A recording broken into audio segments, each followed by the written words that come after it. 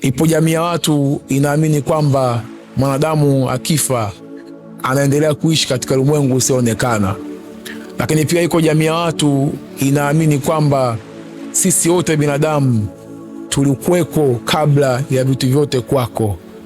Sababu kubwa za imani hizi ni kushindwa kuelewa utofauti kati ya roho, nafsi na Roho Mtakatifu ni nini.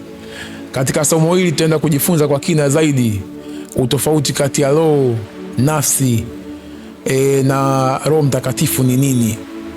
Tutaanza kujifunza au tutaanza kuzungumzia roho ni nini kwa mujibu wa tafsiri.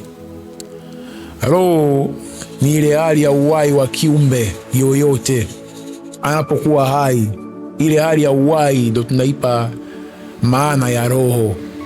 Ukisoma kitabu cha Mwanzo 2:7 inasema Bwana Mungu alipomfanya mtu kwa mavumbi ya ardhi akampulizia puani pumzi ya uhai. Manake roho ni ile pumzi ya uhai ambayo Mungu amempa kiumbe. Ile ndo tunaita roho. Kwa hiyo ukisema neno roho haina maana kwamba ni kiumbe kingine au ni ufahamu mwingine tofauti na ufahamu ambao mwanadamu anakuwa nao. Ile ni pumzi ya uhai ambayo mwanadamu amepewa na Mwenyezi Mungu. Sasa nini maana ya nafsi? Nafsi ni mjumuiko kati ya roho na mwili. Yaani vitu hivi vikishajumuika, huyu mtu akiwa hai, ndio maana nasema akawa nafsi hai. Yaani vitu hivi vikijumuika, huyu mtu akawa hai, kwa ujumla wake yule mtu ukimuona ndio anaitwa nafsi. Alafu nini maana ya Roho Mtakatifu? Roho Mtakatifu, kitabu cha Yohana 14:15 ukisoma pale inaongea vizuri sana. Maandiko yanasema mkinipenda mtazishika amri zangu, nami nitamwomba Baba awaletee msaidizi mwingine ambaye ndiye Roho wa kweli, Roho Mtakatifu. Manake Roho Mtakatifu ni Roho wa Mungu ambaye huyo tofauti na tafsiri ya neno roho. Sasa kwa hiyo kuna tofauti mkubwa sana kati ya roho na Roho Mtakatifu. Roho Mtakatifu ni Roho wa Mungu ambaye Yesu aliwaahidia wacha Mungu ama watakatifu, kwa maana ya wanafunzi wake, kuwa atamwomba Baba hawaletee msaidizi mwingine ambaye ni Roho wa kweli. Sasa utofauti au kushindwa kuelewa tofauti ya vitu hivi ndio kumepelekea watu wengi kuamini kwamba mwanadamu akifa anaendelea kuishi, kwa sababu wameipa roho uhusika ambao haupo kwake, kwa sababu huwezi kusema roho inajitambua ikiwa roho ni pumzi ya uhai. Lakini pia wako watu ambao nimewazungumzia wanaamini kwamba mwanadamu au sisi binadamu wote tulikuwepo kabla ya vitu vyote, kitu ambacho maandiko yenyewe yanakataa. Kwa sababu ukisema mwanadamu alikuwepo kabla ya vitu vyote, kila nafsi ya mwanadamu au kila mwanadamu, maana yake huwezi kumpa hadhi ya Adam kuwa mwanadamu wa kwanza. Ili Adam aeleweke kwamba yeye alikuwa mwanadamu wa kwanza, maana yake lazima kuonyeshwa kwamba kabla ya Adamu hakukuwepo kuna mtu yoyote. Kwa hiyo fundisho hili la kusema kwamba mtu au kila mwanadamu alikuwepo kabla ya vitu vyote ni fundisho la uongo, kwa sababu mwanadamu wa kwanza kuumbwa ni Adamu. Mungu akampulizia, kitabu cha Mwanzo 2:7, akampulizia puani pumzi ya uhai. Lakini pia hata Yesu katika kitabu chake kile cha Yohana 8:56 amethibitisha wazi zaidi kwamba kuna wakati sisi wote binadamu hatukuwepo, ila kuna vitu kadhaa vilikuwepo, ikiwemo na yeye Yesu. Kitabu cha Yohana 8:56 Yesu anawaambia Wayahudi, Ibrahimu baba yenu alishangilia kwa vile atakavyoiona siku yangu, naye akaiona akafurahi. Wayahudi wakamwambia Yesu, wewe hujapata hata miaka 50 nawe umemwona Ibrahimu? Yesu akawaambia Wayahudi, Ibrahimu asija kwako, mimi nipo.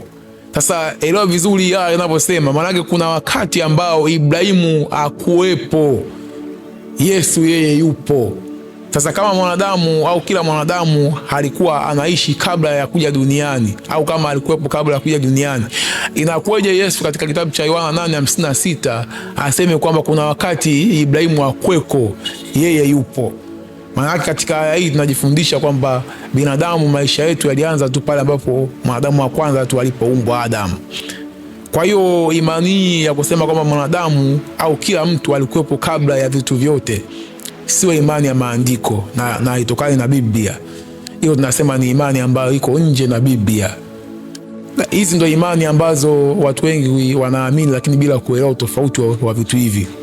Na imani ya mizimu sio imani nzuri kwa wacha Mungu, na sio imani nzuri kwa sababu inavunja amri ya kwanza Mwenyezi Mungu katika kitabu cha Kutoka 20 mstari wake wa kwanza.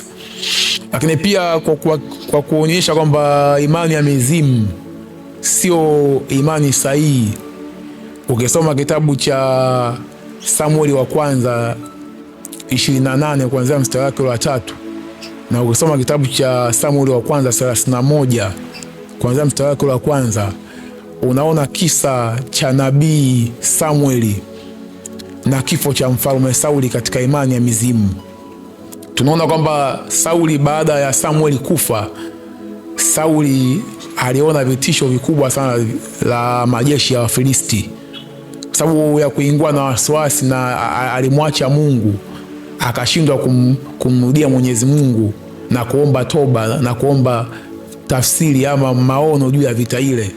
Tunaona Sauli alichukua maamuzi mabaya sana mbele za Bwana, akamtafuta mganga huko Endori, ambaye mwanamke wa kichawi, mganga na mganguzi, hamuonyeshe swala zima la vita ile itaisheje. Jambo hili lilikuwa baya sana machoni pa Bwana.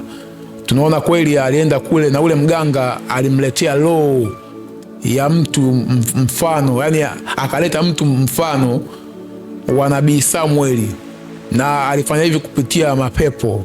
Yani katika uchawi, mtu yote anapofanya uchawi au mganga yote anapofanya uchawi, msaada wake mkubwa sana ni majini ama mapepo.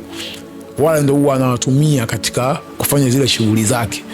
Kwa hiyo wakati mfalme Sauli alipokuwa pale kwa ule mganga, ukisoma kitabu cha Samueli wa kwanza 28 pale, soma paragraph nzima, tunaona kwamba yule mwanamke alitumia mapepo kujifananishia mfano wa nabii Samueli. Kwa hiyo yeye mfalme Sauli alihisi kwamba anaonana na Samueli kweli, lakini kiuhalisia pale alionana na mapepo. Ndipo akatabiriwa, na mwisho wa siku katika utabiri ule ulionyesha kwamba ataangamia. Na kweli tunaona ukisoma kitabu cha Samueli wa kwanza 31, Sauli anaangamizwa na Wafilisti na anajiua mwenyewe kwa upanga wake na yeye na mlinzi wake. Kwa hiyo sababu kubwa ni kumwasi Mwenyezi Mungu. Kwa hiyo Mwenyezi Mungu kwenye swala zima la imani ya mizimu au imani ya wafu, tangu kitambo sana Mungu alikuwa ameshaionya, na baadhi ya manabii au baadhi ya watu walipata adhabu kali juu ya swala hili, na manabii wengi sana walionya. Ndio maana hata kitabu cha Mhubiri ile ni swala kama tu la marudio. Ukisoma Mhubiri 9:5 anasema Mungu anatoa ufafanuzi pale kwamba wafu hawajitambui, ikiwa na maana kwamba imani ya kuamini kwamba unaweza kuwasiliana na mtu aliyekufa ni imani ya mizimu. Kwa hiyo nimeleta somo hili kwako la kuelezea utofauti kati ya nafsi, roho na Roho Mtakatifu, ili kukuondoa katika muktadha wa kuamini kwamba mwanadamu akifa anaendelea kuishi katika ulimwengu usioonekana, au mwanadamu au sisi binadamu wote tulikuwepo kabla ya vitu vyote, kitu ambacho maandiko hayasemi hivyo. Jina langu naitwa Justin Potas Likwelile. Nikukaribisha sana katika channel yetu hii ya Mdamba Mindset. Kama bado haujasubscribe channel yetu, basi subscribe au follow ya account. Twende pamoja katika safari hii. Asante.